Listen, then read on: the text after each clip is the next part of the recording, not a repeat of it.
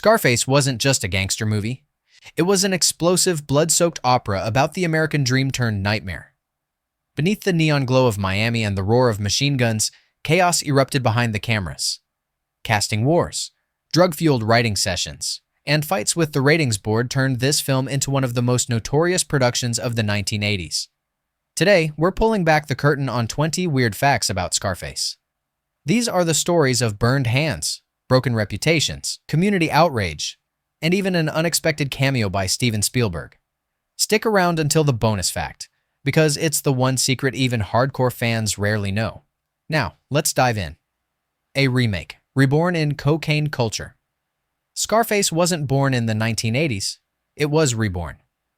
The 1932 original told the story of alcohol-era gangsters. Producer Martin Bregman saw it on late-night TV and wondered, what if Prohibition was swapped for cocaine? What if Chicago's dark alleys became Miami's sunlit boulevards? Sidney Lumet, the socially conscious director behind 12 Angry Men, he envisioned a gritty political take on immigrant survival. But when Oliver Stone's raw script arrived, stuffed with drug violence and corruption, Lumet recoiled. He walked. Brian De Palma stepped in. What began as a respectful homage turned into a bloody reimagining that defined the excess of the 1980s. It wasn't just a remake. It was a reinvention drenched in white powder. Oliver Stone wrote it in Addiction and Escape. The screenplay wasn't imagined. It was lived. Was spiraling in cocaine addiction.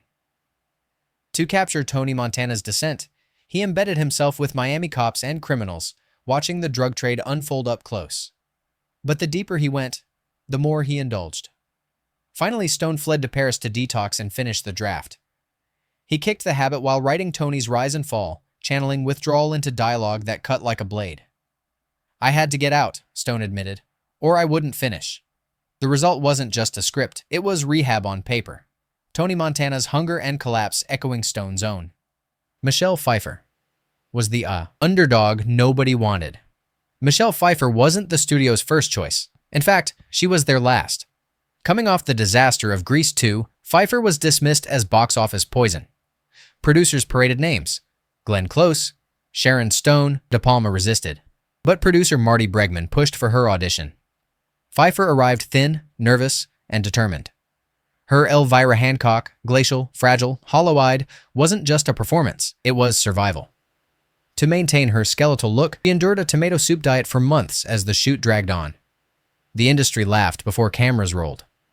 By the end, Pfeiffer's haunted beauty was unforgettable. She wasn't just cast. She was carved into cinematic legend.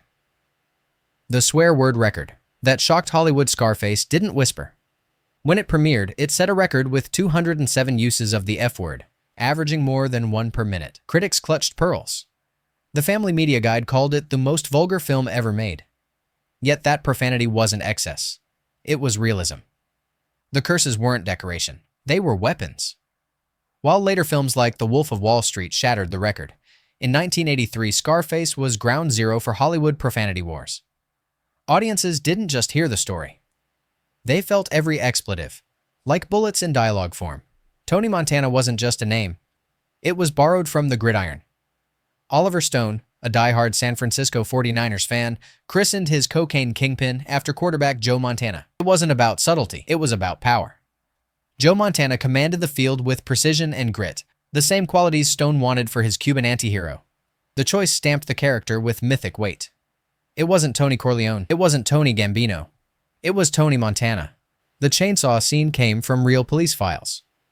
Viewers thought the chainsaw sequence was Hollywood exaggeration.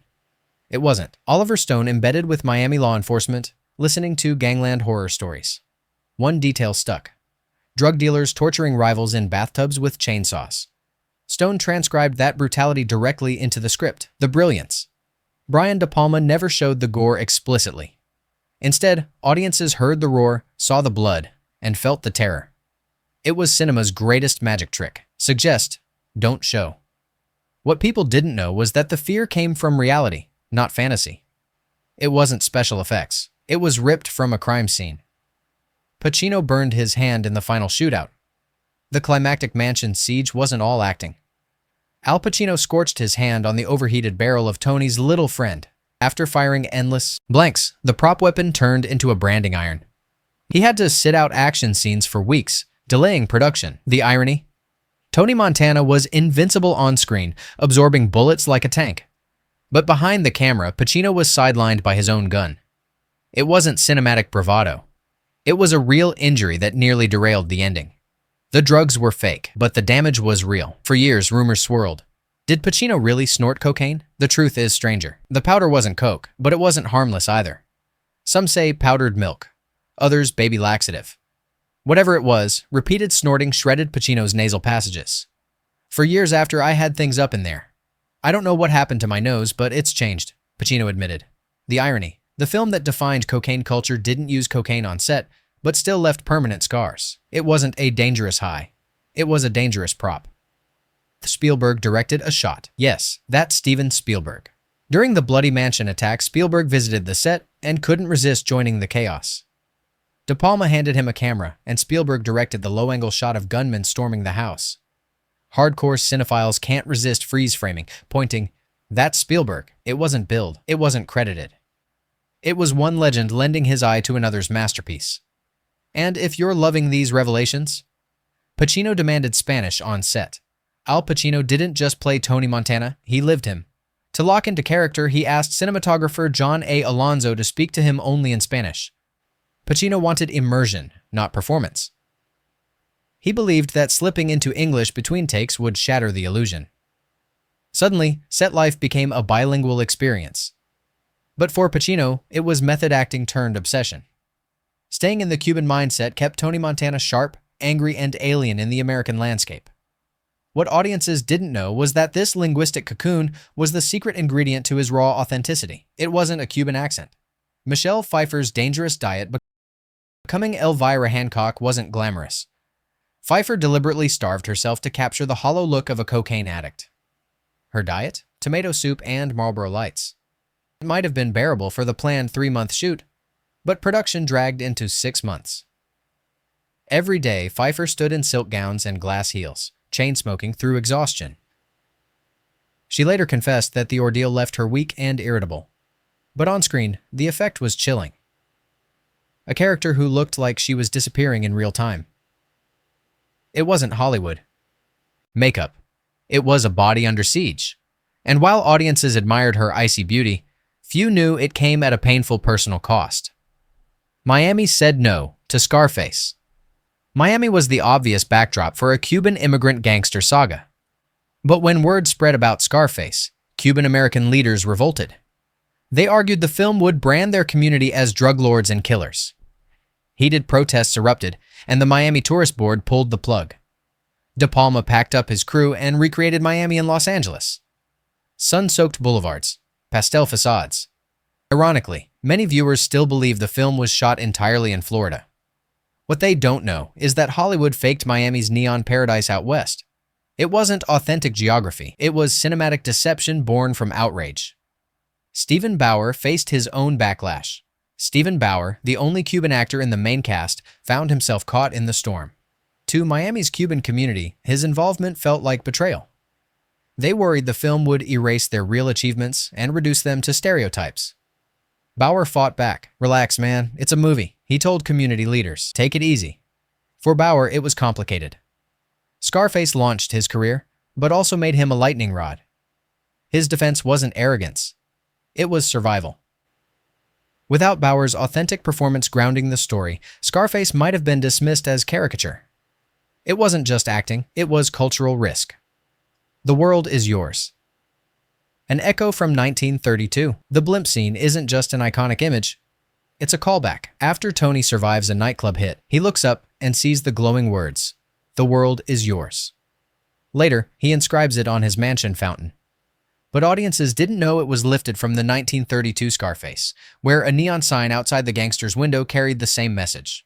The phrase isn't triumph, it's irony. For both Tonys, 1932 and 1983, it symbolizes ambition that devours itself. What looked like a slogan was really a curse. It wasn't inspiration.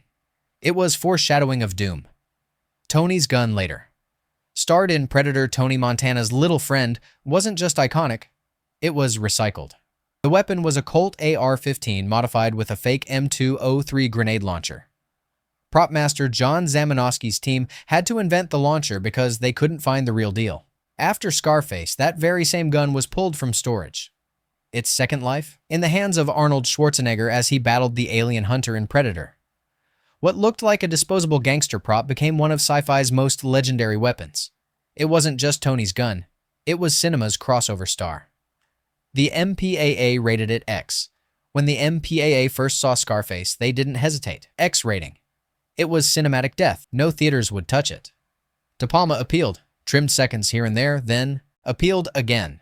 Finally, he submitted the original uncut version, unchanged, and this time they relented, granting it, and De Palma later admitted the theatrical release was essentially the X-rated cut all along. What audiences didn't know, the violence and chaos they witnessed wasn't toned down. It wasn't compromise. It was defiance, slipped past Hollywood's gatekeepers. Gunfire was engineered to look bigger. The shootout wasn't just loud, it was visually engineered.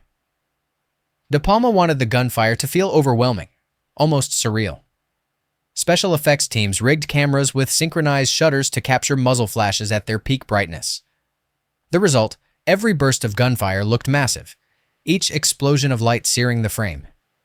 What audiences saw wasn't real firepower, it was technical wizardry. Critics dismissed it as chaotic, but that chaos was intentional.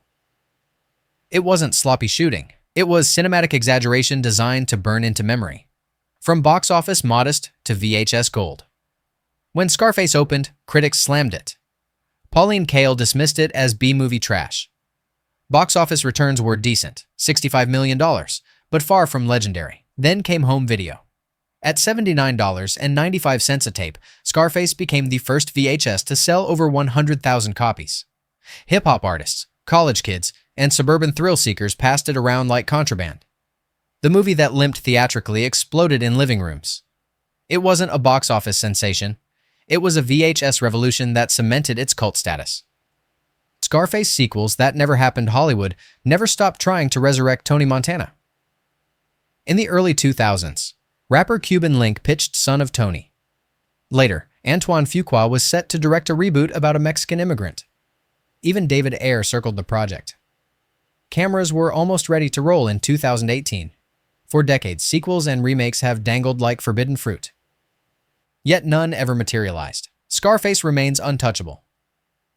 It wasn't laziness, it was a curse of legacy, too iconic to duplicate. Bonus fact, the line Pacino almost never said, "Say hello to my little friend," wasn't scripted exactly as audiences know it. Pacino improvised the phrasing, punching it with raw Cuban fury. On set, some thought it sounded ridiculous.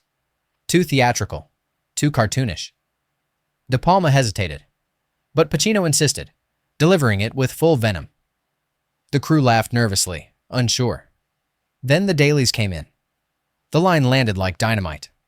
Today, it's one of cinema's most quoted moments, parodied endlessly, yet never diminished. What seemed like a throwaway improvisation became the immortal heartbeat of Scarface. It wasn't planned. It was lightning in a line. Scarface wasn't just a crime film. It was a battleground of addiction, rebellion, technical ingenuity, and cultural backlash. What audiences saw was Tony Montana's bloody rise and fall. What they didn't see was the chaos, pain, and invention that forged it.